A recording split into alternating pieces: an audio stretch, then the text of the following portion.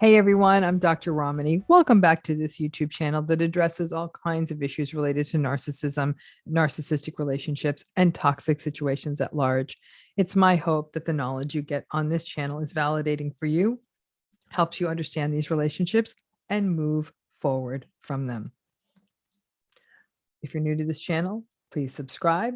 And if you're interested in doing a deeper dive into healing, I often talk about healing on this channel, but if you really want to do more, where there's more robust curriculum and all of that, please hit the link in the video notes and you can get more information. This is a new series on narcissistic traps and workarounds. So what's a narcissistic trap? It's something you fall into because you are trying to do all the workarounds in the narcissistic relationship.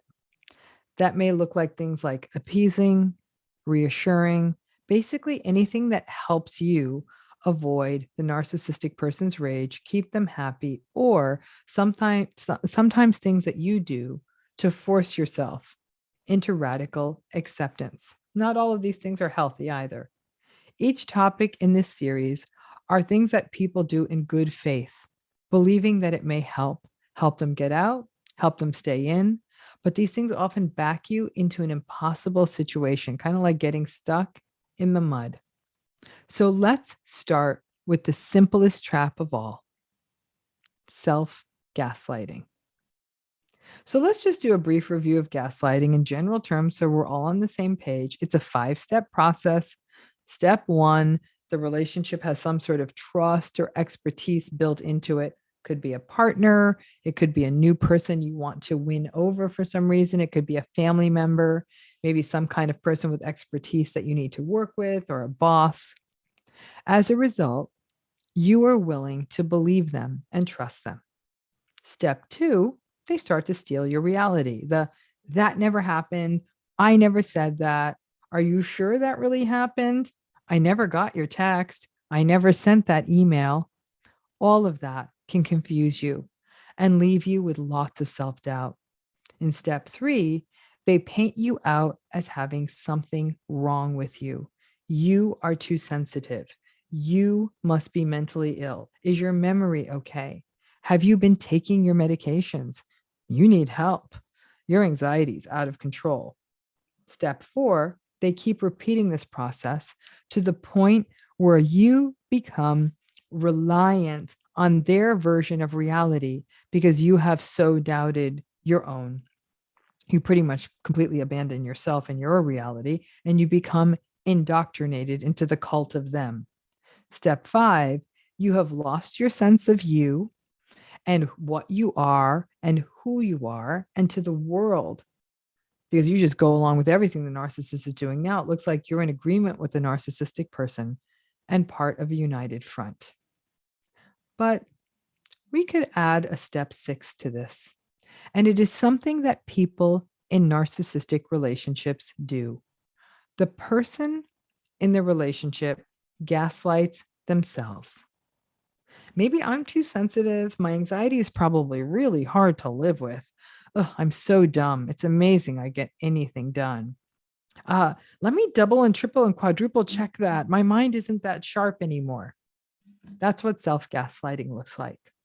Now, self-gaslighting is clearly a byproduct of being in a narcissistic relationship where you experience the gaslighting and it becomes part of your language.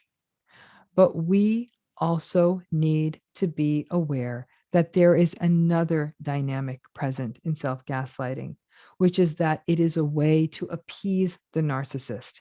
In some ways, to keep the relationship going in a way that they get to keep their power and you may avoid their rage. Self-gaslighting delivers a sense of superiority to the narcissistic person, to their sense that they are the ones who have it together and that you are the one who is the weak link in the relationship. Most people do not consciously self-gaslight for this goal. They self-gaslight because it has been done to them so many times that pretty much we kind of internalize the dynamic. But the self-gaslighting also gives a sort of secondary, I don't know, benefit, if you will, of protecting a person who is in a narcissistic relationship. In a way, self-gaslighting is a way of getting ahead of the abuse. If you are already saying out loud that you are the one who is too sensitive or slow-witted or losing your mind or your memory, then other than agreeing with it, there isn't much more that the narcissist can bring to the table at that point. Perhaps it's a way for us to maintain control. If we're the ones harming ourselves, then it's a bit more controlled and predictable than when the narcissistic person does it to us. The sad part is whether we are gaslighting ourselves or the other person is gaslighting us, it is harming us. It is shaping our sense of selves and our identity. So the irony of self-gaslighting is that the trap becomes a tactic. The trap is that you are talking about yourself in a way that actually holds you back, that impedes healing and growth. The tactic is that by self-gaslighting, you may be dialing down the amount of abuse that is happening in the relationship because you are getting ahead of them and gaslighting yourself before they can gaslight you. For many people stuck in narcissistic relationships, the sense of helplessness and powerlessness and just generally feeling out of control of what is happening to them is such an overwhelming feeling. Self-gaslighting, sadly, may just create something called congruence in the relationship. That basically means that for better or worse, the pieces fit. You're doubting yourself, they're doubting you. It sort of knocks the dissonance out of place. And when the pieces fit, even when it harms us, it also releases some tension. But while self-gaslighting is a sort of workaround, it is a deeply unhealthy one, and echoes of self-gaslighting can persist for a lifetime. The challenge is to catch it and correct it. But while you are in the narcissistic relationship, it's really very difficult because even if you find a way to dial down the self-gaslighting, the narcissist is there making sure that you get gaslighted one way or another. Like I said, it's a trap that's a tactic that goes back to being a trap. Thanks again.